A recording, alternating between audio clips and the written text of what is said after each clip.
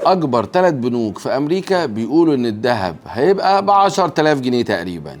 بقالي من اول السنه تقريبا بقول لكم ان الذهب اخر السنه دي هيبقى ب10,000 جنيه، وبقول لكم ده كلام الخبراء والمحللين. دلوقتي انا جايب لكم اكبر 3 بنوك في امريكا توقعاتهم للذهب اخر السنه دي. اول بنك فيهم هو جي بي مورجان، اللي طلع تقرير بيقول ان الذهب على نهايه السنه دي هيوصل 6300 دولار للأونصة الواحده، وده معناها ان الذهب عيار 24 هيكسر حاجز ال 10,000 جنيه مستريح، وهيبقى قرب ال 11,000 جنيه كمان.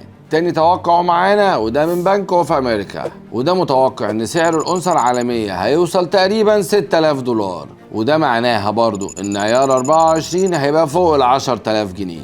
نيجي بقى لاخر واحد وهو جولدن مان ساكس، وده كان شايف ان الأونصة هتوصل 5250 دولار بس، وده برضو معناها ان سعر عيار 24 هيبقى اقل من 10,000 حاجة بسيطة، تقريبا 9200. واحب اقول لكم حاجه بسيطه، الذهب لو وصل لقمه معينه مهما نزل لازم يرجع ويكسر القمه دي ويزيد عنها، واعلى قمه الذهب وصل لها كان 5500 دولار للأونصة الواحده. واحب اقول لكم حاجه تانية كمان، دايما البنوك دي ما بيقولوش الحقيقه كامله، بيبقوا مايلين اكتر للتحفظ عشان مش كل المستثمرين يجروا يشتروا ذهب بسبب توقعاتهم، وده هيعمل ضغط كبير جدا ويخلي الاسعار تروح في حتة تانية خالص. وبس كده، انتوا بقى اكتبوا لنا في الكومنتس توقعاتكم ايه للذهب اخر السنة دي.